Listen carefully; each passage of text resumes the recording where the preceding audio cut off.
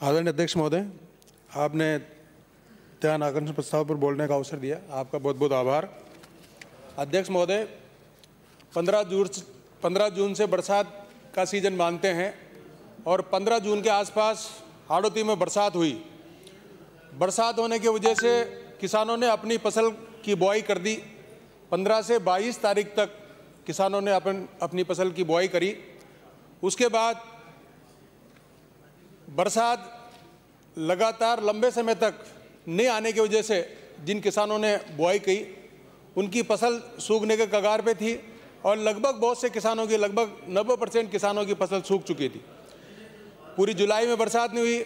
अगस्त की 5 और 6 तारीख को सिर्फ और सिर्फ 24 घंटे में इतनी बरसात हुई पूरे झालावाड़ जिले में, विशेष रूप से खानपुर तहसील, असनावर तहसील और झालरापाटन की कुछ तहसील में 190 mm की बरसात 24 घंटे में हुई।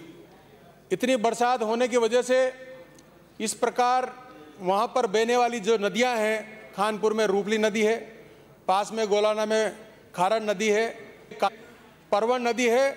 इन नदियों में इतना पानी अध्यक्ष जी आया कि वास्तव में मैंने तो या जिन लोगों ने इतनी उनकी उम्र अभी 80-85 साल की जो लोग हैं उनके भी इतना पानी वास्तव में कभी नहीं देखा। नदियों के पैरेलल जितने भी गांव हैं अध्यक्ष महोदय, उन गांवों में आज तक के इतिहास में इतना पानी नहीं आया। लोगों का जितना भी माल घर पे सुरक्षित रखा था, जो माल तैयार करके बरसात के बाद वो माल बेच सके, उनकी आवश्यकता के अनुरूप वो माल बेच सके, वो सारा माल जितना भी नदी के पैरेलल जितने भी गांव है उन किसानों का माल जो घर पे रखा था, वह लहसुन हो, चाहे सरसों हो, चाहे अन्य फसल है, वो सारी फसल डूबने की वजह से सारी फसल नष्ट हो गई।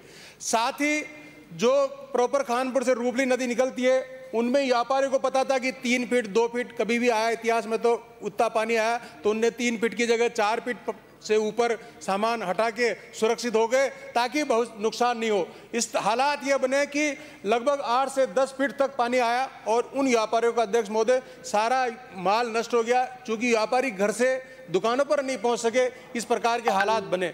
इस प्रकार के हालात पूरे क्षेत्र में बने कि फसल लगभग 2 दिन तक डूबी रहने की वजह से माननीय मंत्री जी के चेंबर हैं, डूबी रहने की वजह से चेंबर में जाके बात कर सकते हैं। इस प्रकार के हालात बने कि उनकी सारी फसल उससे नष्ट होगी। जो फ्लोरिंग था, किसी के जो पहले जो फसल बो चुके थे किसान, उनके फूल आ रहे थे, वो सारे नष्ट हो गए।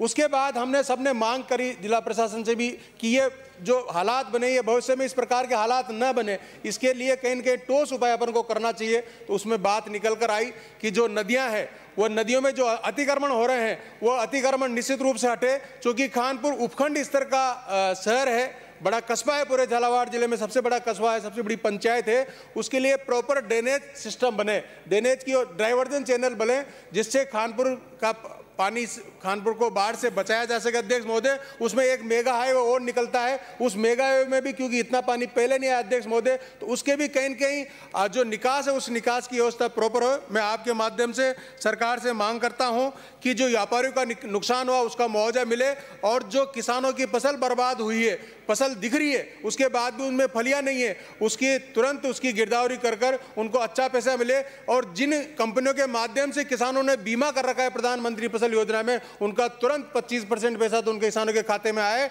और पाबंद किया जाए उस बीमा कंपनियों को जो हमेशा बचना चाहती है, वो किसानों को समय पर अच्छा मुआवजा दे। आपने बुरे बोलने का अवसर दिया, धन्यवाद। श्रीमती संतोष।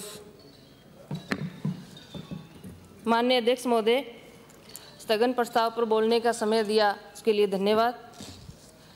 माननीय अध्यक्ष महोदय, मेरा विधानसभा क्षेत्र के किसान खेती पर निर्भर है और खेती करके ही अपना जीवन यापन करते हैं।